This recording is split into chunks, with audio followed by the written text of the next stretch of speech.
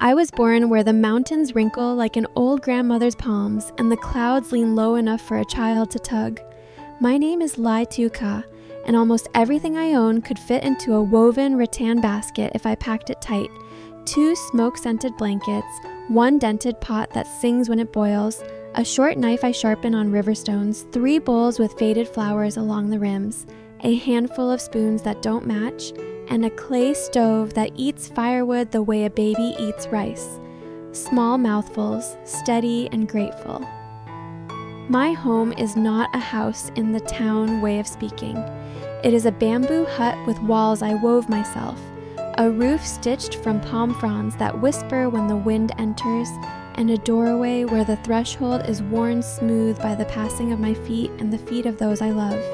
When the rain insists, the roof and I work together, catching drips with bowls, shifting mats out of harm's way, humming like 2 old friends who know each other's faults and keep going anyway. I live between the forest and the stream because both are generous if you learn to ask with your hands. At dawn, I tie my hair with a strip of cloth, lift my basket straps over both shoulders, and step onto the deer path that threads the hillside. The earth remembers my feet. Ferns fan my knees, vines snag at my sleeves and let go again like mischievous children. There are 100 shades of green in every month, and in those greens I find our living. Dry branches for firewood, bamboo shoots that creak softly when I twist them free, herbs that smell of thunder and clean rain, mushrooms shy as monks, and the big leafed vegetables that keep their sweetness if you boil them only until the water turns a soft, friendly color. The path sometimes turns into a stream and sometimes into a stair of roots. I walk it anyway because walking is the quiet way I tell my child, I will bring us home enough. People in the valley sometimes say, how can a woman raise a child alone on a mountain? I answer them by living. My daughter is little. Her name is Han, and during the busiest weeks she stays with my mother in the neighboring hamlet where the slope is kind, and there is always an older woman ready to scold the rooster and stir the rice porridge. I go down often to kiss the warm crown of my little girl's head and to laugh at the serious way she studies a single grain of rice between thumb and forefinger as if learning the secret of the world. Every visit I promise the same things. I will make our roof tighter. I will keep the fire fed. I will save coins for her first school sandals. I will build a small fence for ducks so their eggs will take care of the rice jar. Promises weigh more than bundles of firewood, but I have learned I can carry them. You might laugh to see me up on my roof, little brown-armed me, balanced on bamboo ribs, threading palm leaves the way a fishmonger mends a net. When the fronds slap my cheek and the stream's smell drifts up the slope, I know I am inside my luck. My fingers have learned the trick of leaf to leaf. Tuck the mid-rib beneath the lath, pull the vine strip snug, knot quickly, move on. When I fix a roof, I fix more than the rain. I stitch up the ragged edges of worry. A good roof is a lullaby for the heart. When it's market day, the deer path spills me onto a dusty road and the road turns toward town, and noise blooms all at once like a field of sun-yellow gourd flowers. Traders shout the ripeness of their fruit, a steel pot clangs, a boy chases his hat as if it owed him money, a woman bargains without moving her lips, an old man grins because everything is alive and that seems to be enough. My basket leans heavy on my shoulders, greens, a pair of baskets I wove by the stream, a small bundle of sticks dry enough to sing in someone else's stove. I find the stall with ducklings, soft and golden and squeaking like a handful of corn being stirred. I crouch beside their cages and the ducklings crowd to my fingers as if my touch were bread. How many? The seller asks. His knuckles look like knots in wood, and his eyes always seem a little amused by whatever the day is doing. 10, I say, the number feeling bold in my mouth. I see them already, waddling where the sunlight pools beside my hut, their beaks dipping into a dish of chopped greens, their sleep a warm breathing heap. Ducklings mean eggs if the illnesses stay away, and eggs mean rice for the baby when she doesn't want porridge mixed thin. We trade the money, worn bills that make soft sounds. He tapes the box lid so the ducklings don't climb out and follow a wrong woman. I carry them with a bag of rice bran and the small seedlings the old woman at the next stall pushed into my hands after I admired their toughness. Plant them where water runs, she said, and they'll remember they are alive. I liked that very much and tucked it away like a proverb. Home is a cluster of bamboo and my stubbornness. On the day I brought the ducklings, everything looked poorer than usual. The storm had plucked at the thatch and the yard was quilted in damp leaves. I opened the box and lifted one duckling at a time, feeling their quick hearts in my palms. They peeped the way a sleeping child sighs. Eat, then grow, then lay, I told them. That is our plan, little friends. They blinked with serious eyes and set to investigating the world. I could stop this telling here and still you would know most of me. Mother with a basket, a roof always needing a new knot, a stove that thinks all soups can be better with one more leaf, a woman whose palms carry the map of her hills. But the days kept turning and gave me more to hold, and among the gifts was a helper I did not expect. It began during the heat-heavy part of the year when the river shrinks and the stones show their backs like lazy turtles. I was splitting bamboo for the duck pen and the strips fought me like stubborn children. The gate had sagged and needed new ribs. I had the will, but not enough hands, and the sun had a knife for a tongue. That was when a voice came up the path, careful, not pushing. "Sister," it said, "do you need a hand?" I looked up and saw a young man standing with his weight on one leg, the way people stand when they come in peace. He wore a faded shirt, a hat that had forgotten its shape, and he held himself as if work were a language he spoke every day. "If you have time," I said, because pride can be a wall that keeps out rain and help alike, and I am learning which doors to leave open. He smiled and stepped to the bamboo without touching anything until I nodded. Then he began to split and shave and fit the new gate ribs as if he had known them in another life. The sound of his knife along the green skin of bamboo was neat and confident, and the afternoon learned to move again. We tied the last knot as the edge of the day turned gold. The gate stood up straight like a man who has remembered his promise. We sat on the step while I poured water over our hands from my bamboo trough, the one I made from 2 hollow logs set at a polite tilt. The upper trough fills and tips, and the spout knocks the lower with a small wooden song that never grows old. "It's a clever thing," he said of the trough, not bragging, just noticing. "You have good hands." "So do you," I said, and the words went further than I meant them to. Sometimes compliments are deeds in this valley where everyone wears plain shirts. His name, I learned, was Min. He was working with the road crew in the next valley, a contract that moved like a fish from pool to pool. When the crew took rest days, he went looking for ways to be useful because he said quiet days felt too quiet if he didn't give them a shape. He began to show up like rain on days that needed softening. Sometimes he carried a bundle of off-cut boards from the road gang, scraps we could use for braces and shelves. Sometimes he brought small nails in a pocket of paper. Sometimes he brought nothing but time and the patience to hold a board while I tied it in place. We worked without talking too much. I have learned that many words can make a roof weaker and that silence, properly shared, is a strong beam. But we did talk some. About rice prices. About the road that kept falling away near the bend. About the old man who kept pretending not to nap during his own stories. About how my daughter was learning to whistle by blowing into a leaf. And once, when we were both looking at the same distance, about fear.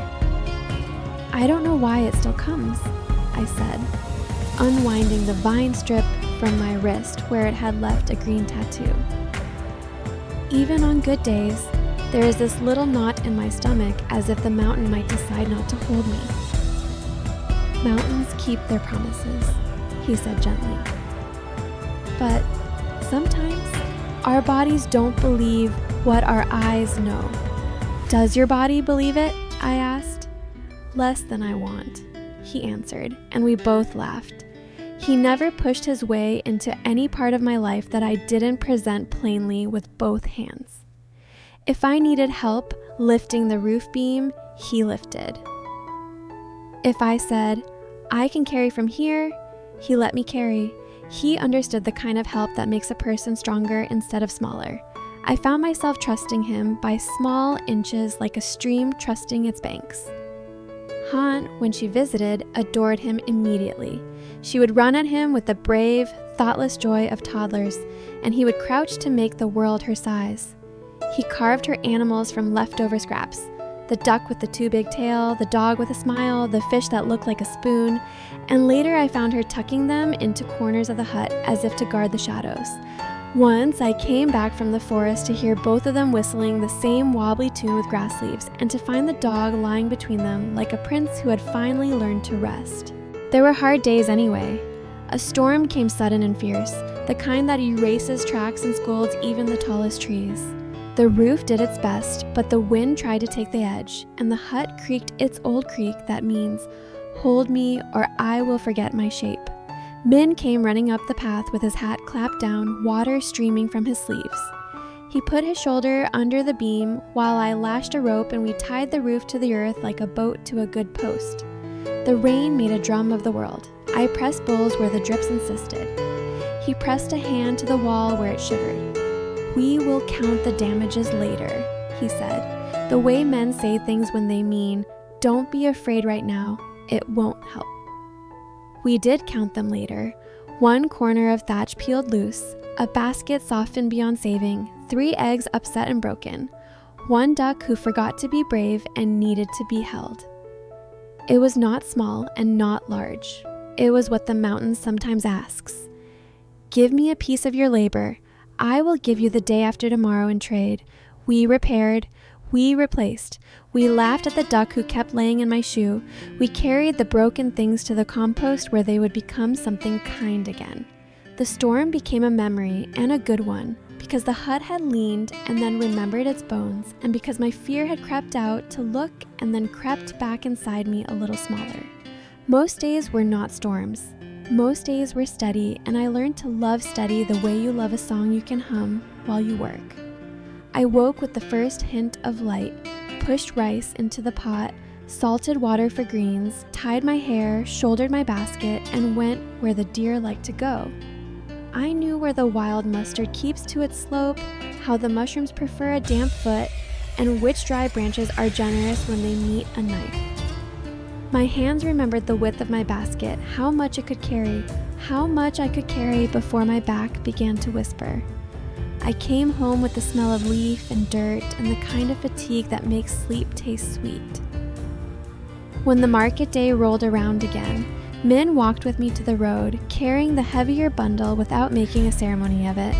He did not go into town with me unless I asked. He understood that women in the market prefer to speak without an extra shadow listening. I traded my baskets and greens and small eggs. I bartered for salt and soap and sometimes a bit of pork. I listened to gossip without letting it bite. And as the afternoon leaned toward evening, I came home with the good, top-heavy feeling of a basket that is empty, but a bag that is heavier. Sometimes, when coins were lucky, I bought a small thing for joy, a red ribbon for Han's hair, a nail file to keep my hands neat, a bar of soap that smelled faintly of citrus as if the valley was closer than it is. Min's help never turned into debt. He didn't place his kindness like a stone on my table and sit staring at it. He simply came when there was a job 2 hands could do better than one, and left when my hands had learned what they needed. He showed me how to brace a post with a triangle so it would stop arguing with the wind. He taught me a stronger knot for the roof. He brought a handful of seeds for a vegetable that climbs. He stacked the firewood so the dry would teach the damp to behave. I, for my part, showed him the fern hollow where mushrooms like to hide, the bend in the stream where the traps work best if you talk softly to the water, the way to cut a bamboo so it doesn't cry too much sap. We traded knowledge until the hut itself felt smarter. I'm trying to tell this gently so you won't think it is a different kind of story than it is. There are people who believe that whenever a young man appears, a love story must knock at the door. My story is different. There was tenderness, yes, the sort that grows under conversations about how to tie a knot and how to keep a child from licking the salt jar. If you had been a tree nearby, you would have seen our shoulders remember their burdens differently when we stood near each other. But we did not make big speeches for the sky to overhear. We made rice and repairs and time. Perhaps that is also a kind of love, but if so, it is kin to bread rather than to wine, and I have learned that bread is a faithful friend. One week when the rains were taking a breath, Han came to stay longer. She brought with her the kind of joy that insists on its own chair in the room. She toddled among the ducks and scolded them for being ducks. She patted the dog's head with exactly the right amount of fingers. She carried water from the trough with a seriousness so round, I wanted to eat it like a fruit. At night, she curled into my side like a comma, and the day turned itself into a sentence I could read again if I needed to. When fever touched her brow one midnight, I woke as if someone had called my name. I boiled ginger and leaves, cooled her with a cloth that had known my mother before it knew me, sang the song my grandmother sang to calm goats during storms. The fever argued and then changed its mind.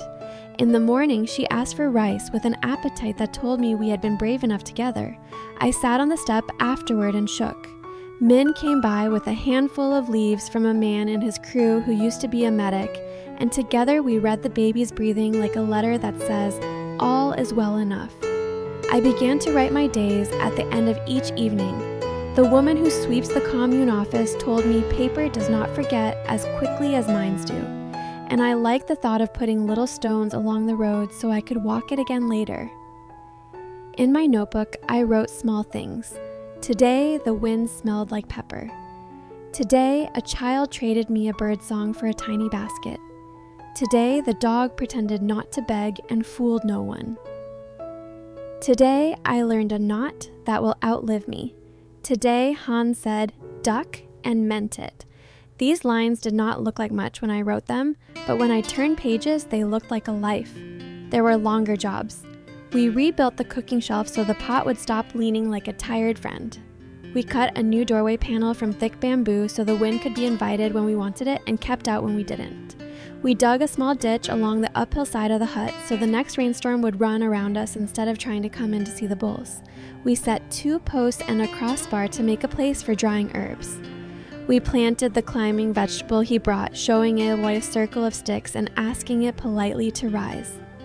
When its first tendrils found the twine, I felt that specific happiness you can't spend but can carry.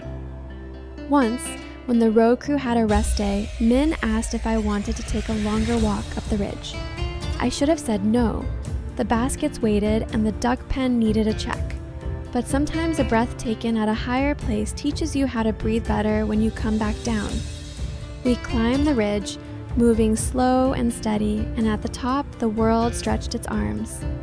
The valley spread like a blanket we had woven ourselves. The river shone the way a child's eyes shine when they understand. Smoke lifted from 3 hamlets, and all of it looked like a promise the earth had made and kept slightly imperfect on purpose. We didn't speak for a long while. Then he said, "When I was little, I thought if I could touch the horizon, my father would stop drinking. Later, I learned that the horizon is not what you think it is." "What is it then?" I asked. "A lesson about how far your eyes can carry your heart," he said, and I tucked the sentence into my pocket to use on a day I would need it. Work pulled him away sometimes. The crew followed the broken places in the road as a doctor follows fevers in a village. He would wave with his hat and say, 3 days. And sometimes it was 4 or 5, and sometimes it was 2.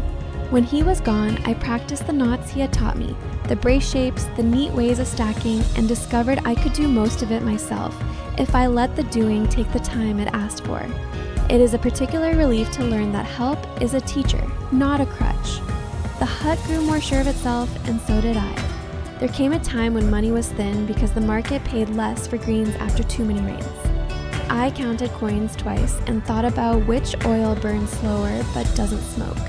Then the ducks remembered their duty and hid eggs like treasure in places I wouldn't think to look. Under the bottom stair, beside the banana stump, in the folded slope where the dog liked to sleep. I cooked some and carried others to the market where eggs are always news. A woman who runs a noodle stall bought 8 and called me steady hands. And I walked home with salt and soap and enough left for a small bag of sugar because once a month I make rice sweet for Han and tell her it is a holiday even if the calendar keeps its secrets. On another day, the stream rose too quickly and scolded my traps into pieces. I sighed, rebuilt, and thought about how water never apologizes for being itself. Min came by, saw me squinting at the current, and taught me a new placement behind a rock that wears its moss thin. "Fish are like men," he joked.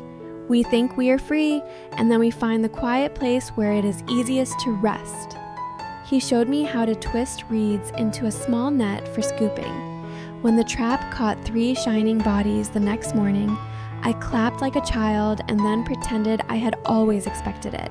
If you came to visit in those months, you would have seen us like this.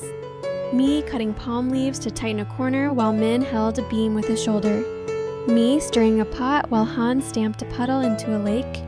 Me weaving a basket by the stream while the dog decided which patch of sun was most worth owning. Min shaving a bamboo brace thin enough to bend but thick enough to matter. Han carrying a cup of water from the trough with her tongue between her teeth. The ducks writing commas in the mud with their feet. Smoke trembling up into the trees and forgetting it had ever been wood. We looked poor, and we were. But we were also the kind of rich you forget how to measure when you get used to counting wrong. One evening, after we had eaten a soup that tasted of ginger and river and patience, Min told me his crew had offered a longer contract farther down the range. "It is good money," he said, and then waited to see if I would turn into someone who didn't want to hear that. I didn't. I wanted to be the kind of woman whose love, if that was the word for what grew when help and respect and time sit quietly together, wasn't a chain but a gate that remembers to open. "How long?" I asked. 2 months if the rains behave, 3 if they don't. Rains don't listen, I said, and we both smiled because it is true, and also it isn't, if you know how to talk to them with ditches and angles and patience. "You should go," I said. "Work that steadies your feet is its own kind of home." He exhaled the way a man does when the answer he hoped for came, and he didn't make it come. "I will send a little money for nails," he said, "and come back with a new saw. And I will bring a book for Han with pictures and a bag of seeds of something you haven't planted yet. And I will keep the roof honest," I said. "And I will count the ducks every morning, and I will write your name on a page that says, 'Today we kept going, we did not make promises bigger than our pockets. We stood on the step and listened to the trough knocking the lower log with its wooden song. The stars found their places. The dog sighed like an old farmer. The ducks rearranged their sleep. And that was enough for a good goodbye. Because of course, he was not leaving yet. Not really, but we were practicing."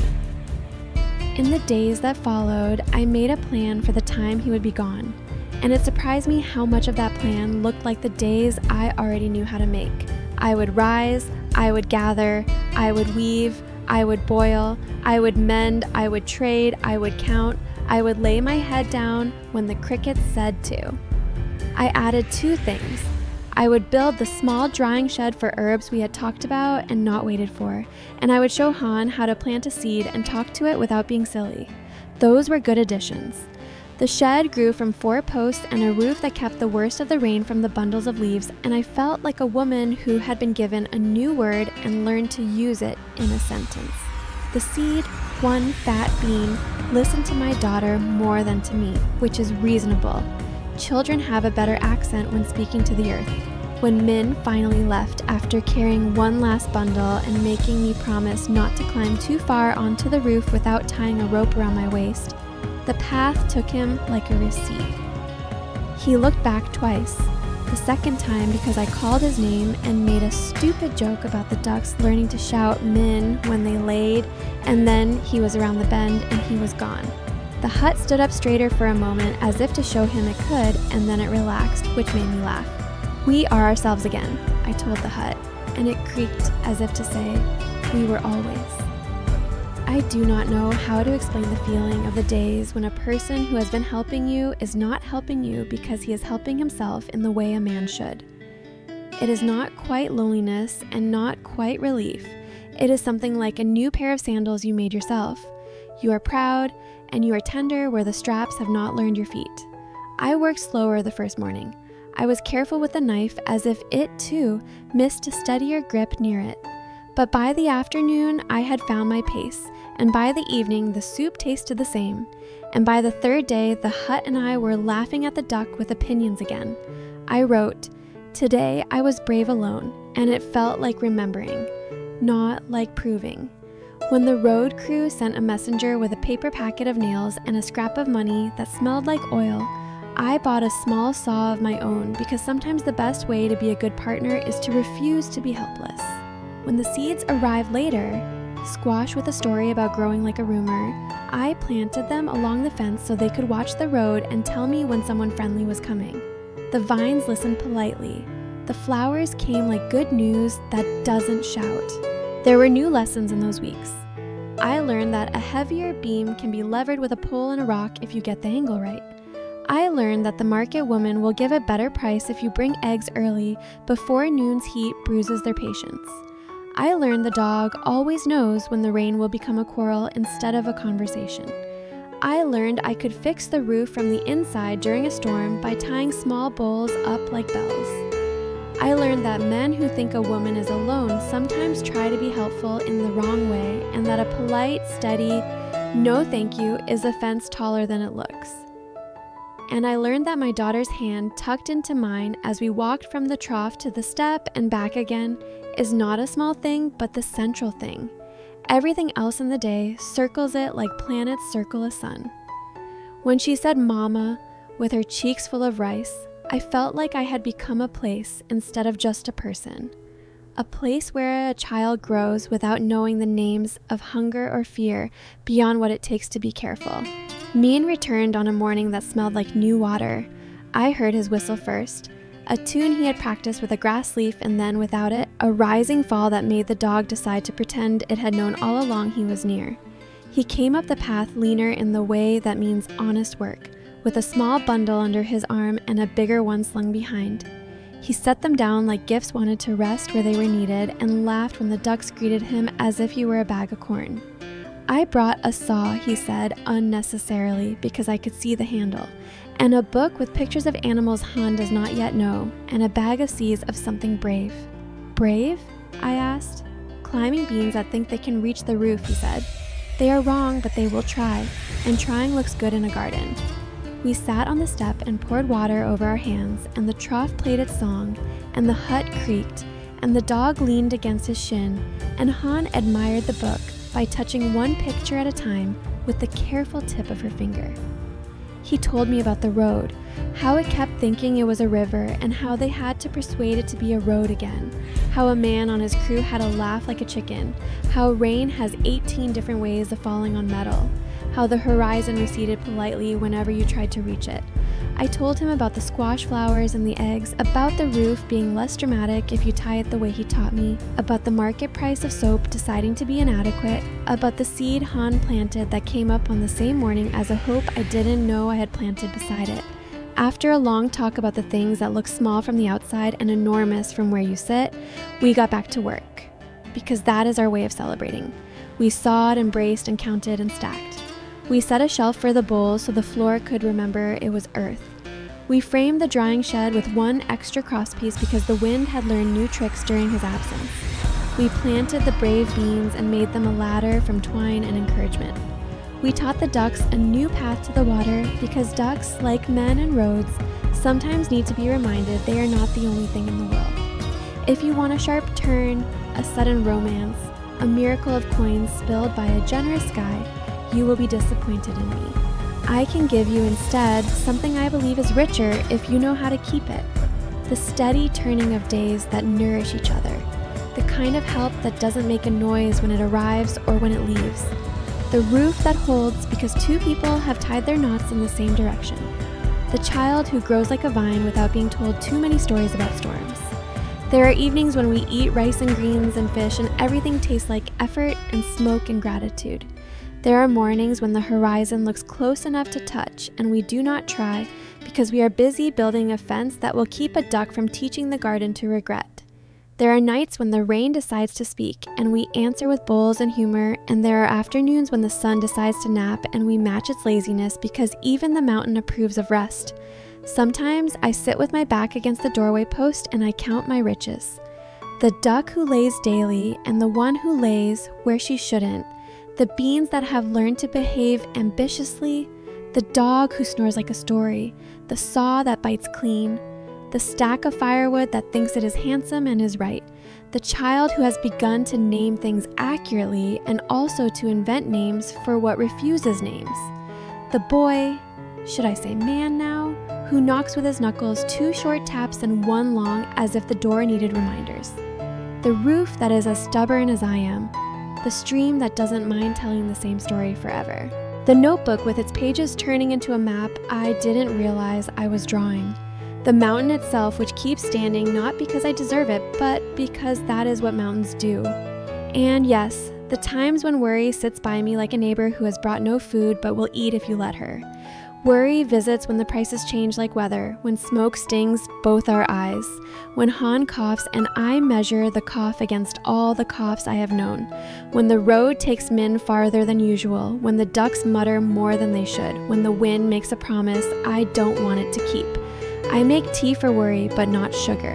I let her sit a while, and then I give her a small task. Count the bowls, tighten the rope, until she gets bored and goes back to where she lives.